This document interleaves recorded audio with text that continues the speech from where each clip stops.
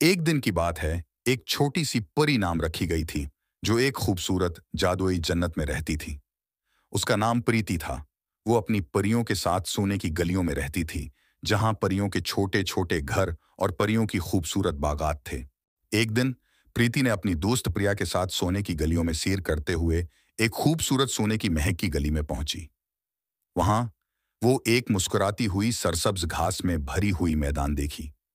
इस मैदान के वसत में एक छोटा सा सोने का दरख्त था, जिस पर छोटे छोटे सोने के फूल लगे हुए थे। प्रीति ने खुशी से कहा कि वो एक नजरअंदाज गली की खूबसूरती को भी देखे।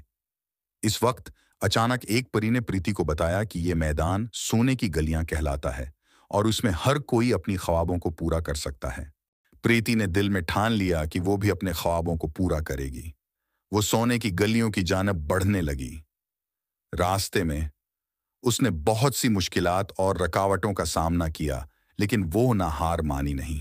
इख्तिताम में प्रीति ने सोने की गलियों के दरख्त के पास पहुंचकर एक चमकता हुआ सोना परी को देखा। वो जानती थी कि अब वो अपने ख्वाबों को पूरा कर सकती है। इस कहानी का सबक यह है कि जब हम अपने ख्वाबों की तरफ रुख करते हैं तो हम मुश्किलात के बावजूद भी अपने मकसद तक पहुंच सकते हैं।